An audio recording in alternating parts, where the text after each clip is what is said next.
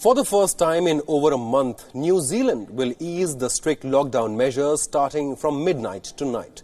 Prime Minister Jacinda Ardern, in a press briefing, declared that New Zealand has won the battle against community spread of COVID-19, but it must continue to remain vigilant to fight this virus. Sounding cautiously optimistic, Prime Minister Jacinda Ardern claimed that New Zealand had avoided the worst of COVID-19 pandemic by easing the lockdown measures. Jacinda Ardern stated that New Zealand was reopening its economy, but was not reopening people's social lives. Of course, the ambition we all have is to confidently reach the position where we can bring back the social contact that we all miss. But to do it confidently, we need to move slowly and we need to move cautiously. We must make sure that we do not let the virus run away on us again and cause a new wave of cases and deaths. To succeed, we must hunt down the last few cases of the virus. This is like looking for a needle in a haystack, and we need your help to finish the job we have started. There is no widespread undetected community transmission in New Zealand. We have won that battle, but we must remain vigilant if we're to keep it that way.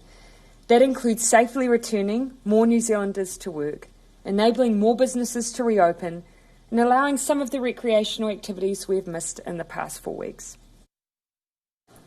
From midnight tonight, New Zealand will be lowering its guard level from level 4 to level 3. Restaurants and cafes will reopen for takeaway meals. Norms such as strict distancing between staff members will be adhered to. Drive-through facilities with plastic shield at the counters have been put in place. With this, nearly about 400,000 people are expected to return to work from Tuesday, that is the 28th of April. But several social restrictions will remain in place and shops and restaurants will remain closed. We've had to train our crew and go back and talk about, the hygiene and sanitation and really getting those procedures really right in our restaurant. We've got a long history of good sanitation, good hygiene, being McDonald's and being a food business, but how do we put that extra layer of training and protection involved? Some physical things, barriers that are made of perspex, so we can't get, to prevent the contact with customers. We've got a bit of a limited menu. You'll still be able to get your favourites, your Big Mac and your Quarter Pounder, but for a week or so you won't be able to get a thick shake or a sundae as we build our supply chain back up. So it's a bit of a condensed menu. You'll come through and you'll pay for your order. So we've got contactless payment that you will use, which is very similar to normal. You might notice some screens that distance the crew person from the customer a little bit. And when you come down to the pick-up point, you'll be handed the order by a crew person. They'll be wearing gloves.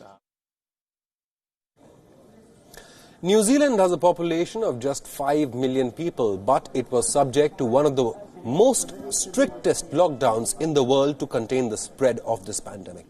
According to New Zealand's Health Ministry, a total of 1,122 cases were detected in the country, of which 1,180 people have completely recovered from this infection, and the country recorded just 19 fatalities linked to COVID-19.